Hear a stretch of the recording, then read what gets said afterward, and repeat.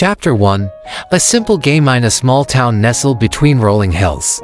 A bright and curious child named Simon spent his days exploring the world around him. It was a place where children's laughter filled the air, and the promise of adventure was around every corner. Simon was different, though. He possessed a keen intellect and an insatiable curiosity that set him apart from his peers. One sunny afternoon, Simon's class gathered in their elementary school classroom, eagerly awaiting their history lesson. Their teacher, Mr. Anderson, was known for his captivating storytelling. "Today, children," Mr. Anderson began, "we will learn about a game that changed the course of history. A game called Simon Says." As Mr. Anderson delved into the history of the game, Simon's eyes widened with fascination. He learned how Simon Says was more than just a children's game. It had been used as a test of obedience and loyalty in the past to determine the future of society. Chapter 2. A revelation. That evening, Simon couldn't shake off what he had learned about Simon Says. His mind raced with questions and suspicions. Could something as innocent as a game be used to control people's lives? Late into the night, Simon immersed himself in research, uncovering hidden documents and conspiracy theories. What he discovered sent shivers down his spine. There were whispers of a sinister plan to use Simon Says to manipulate people's living conditions and economic standards in the future. Simon realized that he couldn't keep this knowledge to himself. He had to share it with his closest friends, Leela and James, who were equally bright and curious. Chapter 3. The secret meeting. Simon gathered Leela and James in a secret meeting at an abandoned factory on the outskirts of town. The moonlight barely illuminated their faces as they huddled together, shrouded in darkness. "I've discovered something terrifying," Simon began, his voice trembling with urgency. "The elites are planning to use Simon Says to control us, our lives, and our economic standards." Leela exchanged a skeptical glance with James. "How can a kid's game do that?" Simon pulled out a stack of secret files filled with classified information. He began to unravel the web of deception that had ensnared their society. "This is a part of their master plan," Simon explained. "We need to expose it and stop them." Chapter 4. Infiltrating the unknown. Their quest for the truth led them to an abandoned factory on the outskirts of town. The trio cautiously approached the rusted gates, their hearts pounding with anticipation. Inside, they discovered a vast underground network of computers and a massive Simon Says control room. The evidence they needed to expose the elite's sinister plan was right in front of them. But as they recorded the evidence, a security guard discovered their presence. "Intruders, freeze!" the guard shouted.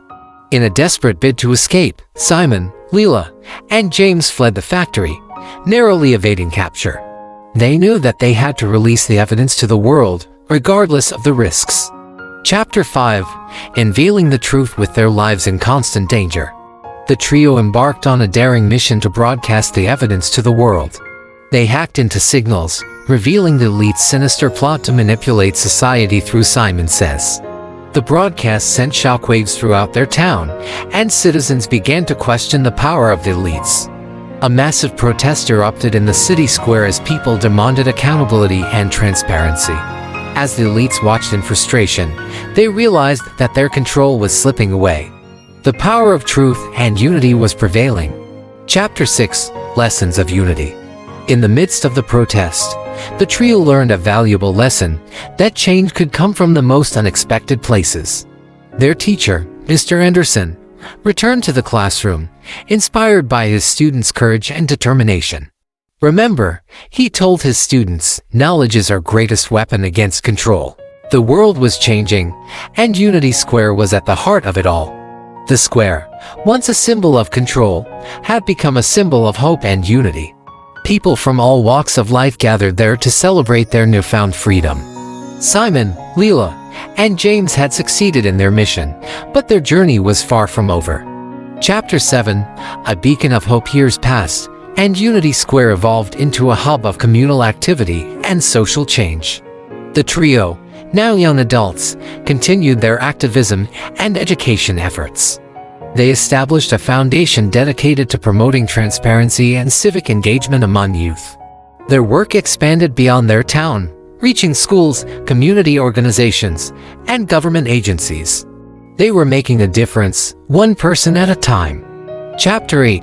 The Power of Unity. Anniversary of the protest and the festival in Unity Square became an annual tradition, a celebration of the past and a reaffirmation of their commitment to a just and equitable society. As they addressed the crowd, Simon, Leela, and James reflected on their journey. "We stand here today," Simon said, "not as heroes, but as ordinary people who dared to question and act." Leela added, "Our journey has shown us that change is possible when we come together." James concluded, "Let us continue to write the story of a better world, one chapter at a time."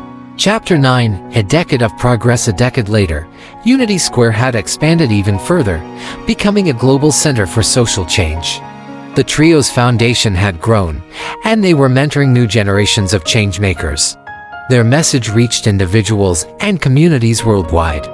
The power of unity and the belief in the possibility of change had inspired countless people to take action in their own communities. Chapter 10. Legacy of Unity. In the heart of Unity Square, Simon, Leela, and James addressed a vast international crowd that had gathered to commemorate a decade of progress. "As we celebrate 10 years of unity and change," Simon said, "remember that the power to make a difference lies within each one of you." Leela added, "Together, we've proven that even the most daunting challenges can be overcome when we stand united." And James concluded, "Let us continue to write the story of a better world, one chapter at a time." The crowd's cheers and applause reverberated through Unity Square, echoing a decade of unity, change, and boundless hope. Epilogue. A world transformed as the sun set over Unity Square. The legacy of Simon, Leela, and James lived on. The square had become a symbol of hope and progress, a testament to the power of unity and the belief that change was possible. And so, in a world forever transformed, the story of Unity Square ended. The children who dared to question and act would continue to inspire generations to come.